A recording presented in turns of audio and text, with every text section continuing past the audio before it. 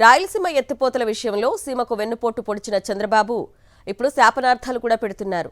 పోలవరం సాక్షిగా బడాయి మాటలు, పచ్చి అబద్ధాలు చెప్పారు. సరైన అనుమతులు లేకుండా ప్రారంభించారంటూ అక్కసు వెళ్లగక్కారు.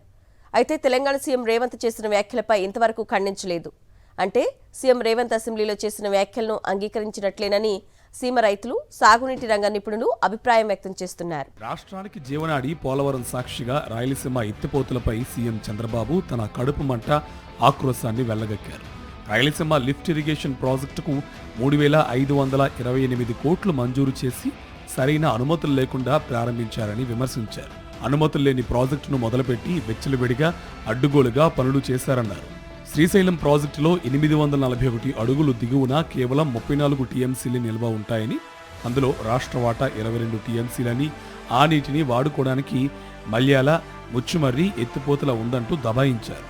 పర్యావరణ అనుమతి తీసుకోకుండానే రాయలసీమ ఎత్తిపోతల చేపట్టారని, దానిపై ఎవరో ఎన్జీటీలో కేసు వేస్తే పనులు ఆపేయాలని తీర్పిచ్చిందని, దాంతో పనులు ఆగిపోయాయంటూ తనకు అలవాటైన రీతిలో చంద్రబాబు పచ్చి అబద్ధాలు ఒల్లివేశారు. మరోవైపు సీఎం చంద్రబాబు నాయుడుతో ఏకాంతంగా సమావేశమై రాయలసీమ ఎత్తిపోతల పనులు ఆపేయించారు.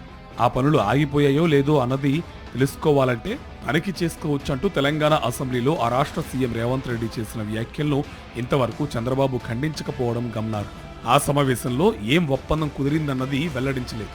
దీంతో తెలంగాణ సీఎం రేవంత్ రెడ్డి చెప్పింది నిజమేనని చంద్రబాబు అంగీకరించారన్నది స్పష్టమవుతుంది. అయితే సీఎం ఎత్తిపోతల పథకం పూర్తయితే వైఎస్ జగన్ కు ఎక్కడ మంచి పేరు వస్తుందని ఈర్ష్యతో తెలంగాణలోని మహబూబ్ నగర్ జిల్లాకు చెందిన టీడీపీ సానుభూతి పరుడుతో చంద్రబాబు ఎన్జీటీలో రిట్ పిటిషన్ దాఖలు చేయించారు. దీంతో పర్యావరణ అనుమతి తీసుకుని ఆ పనులు చేపట్టాలంటూ 2020 అక్టోబర్ 29న ఎన్జీటీ ఆదేశించింది. దీంతో పర్యావరణ అనుమతి కోసం వైఎస్ఆర్సీపీ ప్రభుత్వం ప్రయత్నిస్తూనే రాయలసీమ, నెల్లూరు, చెన్నై తాగునీటి అవసరాల కోసం సీఎం ఎత్తిపోతల పనులను కొనసాగించింది.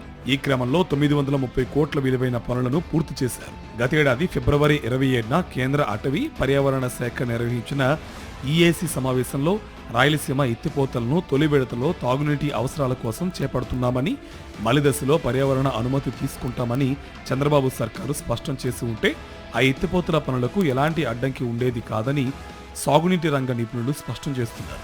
కేవలం వైఎస్ జగన్ కు మంచి పేరు వస్తుందనే ఈర్ష్యతోనే ఉద్దేశపూర్వకంగానే వాస్తవాలను ఈఏసీ సమావేశంలో చంద్రబాబు సర్కార్ చెప్పలేదని స్పష్టం చేస్తున్నారు. ఉమ్మడి రాష్ట్రంలో దాదాపు 16 ఏళ్లు సీఎంగా ఉన్న చంద్రబాబు ఒక్కటంటే ఒక్క ప్రాజెక్టు డిజైన్ చేయలేదు, నిర్మాణాన్ని చేపట్టలేదు, పూర్తి చేసి జాతికి అంకితం చేయలేదంటూ జలవనరుల శాఖలో సుదీర్ఘకాలం పనిచేసిన రిటైర్డ్ ఇంజనీర్ ఇన్ చీఫ్ ఇంజనీర్లు స్పష్టం చేస్తున్నారు. కానీ రాష్ట్రంలో 90% ప్రాజెక్టులు తానే కట్టానంటూ సీఎం చంద్రబాబు పచ్చి అబద్ధాలు వెల్లివేస్తూ బడాయి మాటలు మాట్లాడుతున్నారు.